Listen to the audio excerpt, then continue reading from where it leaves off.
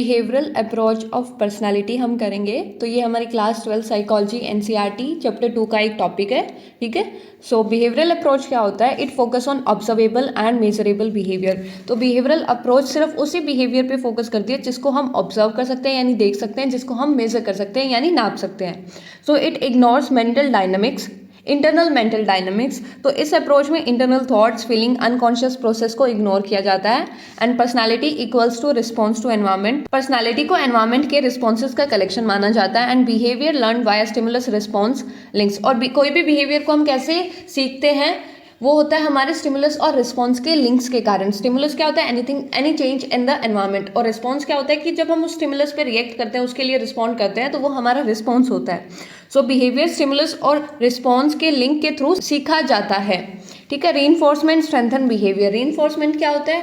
कोई भी रिवॉर्ड या कुछ भी जो हमारे एक पर्टिकुलर बिहेवियर की प्रोबेबिलिटी को इंक्रीज कर दे, होने की प्रोबेबिलिटी को इंक्रीज कर दे, उसको हम रीइंफोर्समेंट बोलते हैं। जैसे कोई रिवॉर्ड देते हैं, ठीक है, किसी ने अच्छे मार्क्स गेन किए तो हम उसको अप्रिसिएशन करते हैं, उसको चॉकलेट देते हैं, उसको कोई गिफ्ट देते हैं, तो वो क्या है? वो हमारा रीइंफोर्समेंट होता है। तो रीइंफोर्समेंट हमारे बिहेवियर को स्ट्रेंथन करती है, बढ़ाती है। And development is equal to change in response pattern. तो हम डेवलपमेंट किसको कंसीडर करते हैं? जब एक इंडिविजुअल के रिस्पॉन्स पैटर्न में चेंज होता है। जैसे कि फॉर एग्जाम्पल कि एक इंडिविजुअल शाय था क्लास में, बट धीरे धीरे क्या हुआ कि उसके रिस्पॉन्स पैटर्न में चेंज होने लग गया और वो कॉन्फिडेंट होने लग गया। ठीक है, तो वो क्या है? वो डेवलपमेंट है। So core assumption, response is basic unit of personality. Response को हम basic unit of personality consider करते हैं। Behaviour aims at need reduction, कि हमारी अलग अलग तरह की नीड्स होती है, जैसे बायोलॉजिकल, सोशल। तो हमारा बिहेवियर क्या करता है? उन नीड्स को रिड्यूस करने के लिए काम करता है।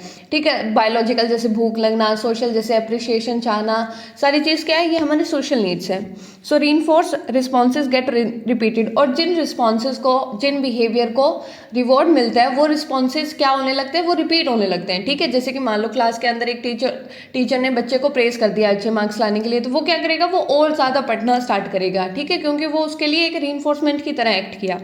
सो लर्निंग प्रिंसिपल यूज, कि इसमें हमने क्लासिकल कंडीशनिंग यूज होती है, इंस्ट्रूमेंटल या ऑपरेंट कंडीशनिंग, ऑब्जर्वेशनल लर्निंग, तो ये सारे इसके अंदर यूज होती है, जो हमने क्लास 11th में पढ़ी है।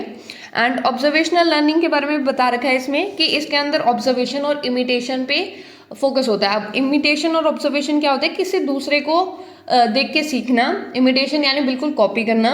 And emphasize cognitive process and include social learning. तो इसमें क्या होता है कि हमारी जो कॉग्निटिव प्रोसेसेस है उसके ऊपर भी फोकस किया जाता है, और हमारी सोशल लर्निंग, जो लर्निंग सोशल एनवायरनमेंट से होती है, उसके ऊपर फोकस होता है। एंड स्ट्रेस सेल्फ रेगुलेशन, यानी कि हम खुद के बिहेवियर को मॉनिटर करने और कंट्रोल करने में यकीन करते हैं।